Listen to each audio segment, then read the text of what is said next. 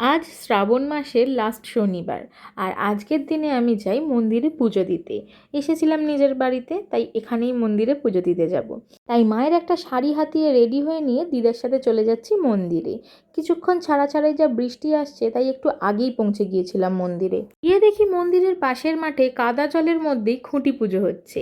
তাই যতক্ষণ না পুজো শুরু হচ্ছে, আমি মহাদেবের পুজো আর সব ঠাকুরকে মালাগুলো পরিয়ে দিচ্ছিলাম।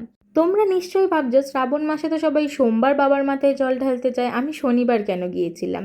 আসলে আমি শনিবার যাই বড় ঠাকুরের পুজোর জন্য। শ্রাবণ মাসের সবকটা শনিবারই আমার উপোস থাকে। তার মধ্যে প্রথম আর শেষ শনিবার আমি মন্দিরে যাই পুজো দিতে।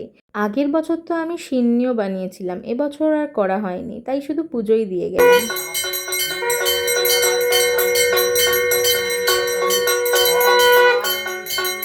আজকের জন্য এটুকুই, দেখা হবে পরের মিনি ব্লগে। Bye bye.